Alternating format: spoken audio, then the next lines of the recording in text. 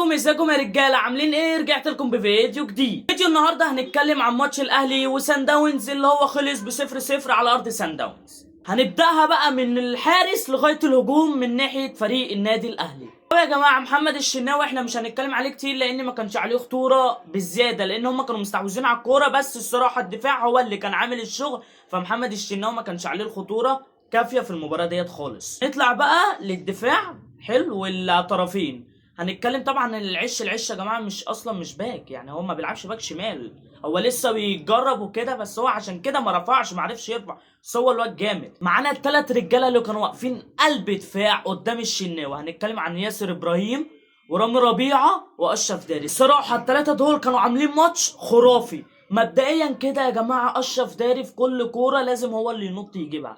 بصراحة أي كرة عالية هم كانوا بيلعبوا كل الكور عالية، يعني هم كانوا بيلعبوا عمق هجومي، فبصراحة أشرف داري طلع كام كرة جامدة قوي. وعندنا ياسر إبراهيم برضو كان بيلعب لغاية ما وقع، يا جدعان الأكسجين خلص خلاص مش قادر.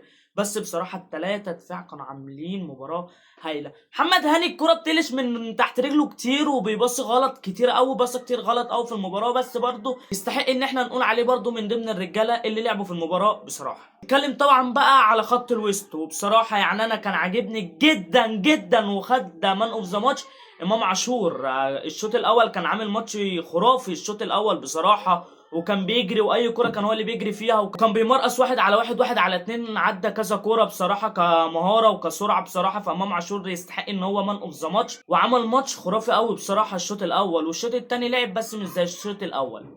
الشوط التاني بقى هنيجي هنا لمروان عطية، هو اللي عمل الشوط التاني وقفل خط الوسط بتاع سان داونز، ما خلاش حد يعرف يعدي. بصراحة مروان عطية وامام عاشور كانوا عاملين خط وسط جبار. واحمد رضا يا جماعه مش عايزين ننساه، احمد رضا برضو كان عمل كام كوره حلوه قوي بس ما ظبطتش قوي الكوره، بس الصراحه برضو كان عامل ماتش احمد رضا جامد. هنتكلم بقى على الهجوم اللي قدام، هنتكلم على جراديشار يا جماعه محتاج حد بس يلعب معاه. جراديشار محتاج حد يلعب معاه صح ويوديله الكوره صح، الواد تحركاته جامده قوي، جراديشار تحركاته حلوه قوي يا جماعه. جراديشار مستني حد ينقل له الكوره الصح، وجراديشار جاب جون واتلغى بداعي الاوفسايد، بس هو مش اوفسايد بصراحه، او اوفسايد يعني عادي. طاهر محمد طاهر كان بيدافع وبيهاجم، طاهر برضو راجع من اصابه يا جماعه، ما نقدرش نحكم عليه، بس نقول له جامد يا طاهر ان انت راجع من الاصابه وبترجع تدافع وبتهاجم فبصراحه جامد.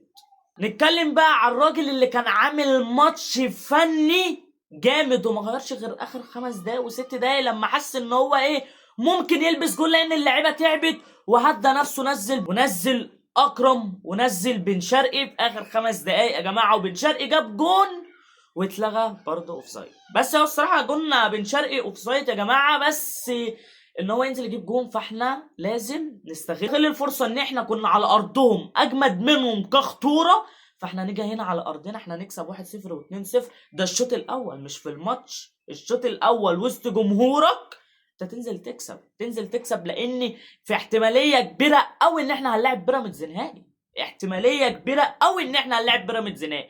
بس الصراحه تقييم الاهلي على ارض سان داونز يقيم من 10، الصراحه انا اقيمه 9/10، مش هقول لك 10/10، 9/10. الاهلي هناك في ارض سان داونز، انت بتتكلم في ايه يا غالي؟ احنا كنا عاملين عليهم ماتش خطوره روعه، وكولر فنيا الماتش ده جامد، انا كنت مستنيه يغلط غلطه كنت هطلع افتحه، بس بصراحه لعبنا ماتش جامد جدا وماتش خرافي قدام سان داونز على ارضهم. فنستنى الماتش اللي هنا على ارضنا امام سان داونز وان شاء الله نكسب. ودي بتكون نهايه الفيديو النهارده، اتمنى الفيديو يكون عجبك، لو الفيديو عجبك اعمل لايك واشترك في القناه وفعل زر الجرس لان ده هيحمسني جدا جدا جدا. ولا بينا هنستنى الماتش الجاي بتاع يوم الجمعه، وسلام يا عم.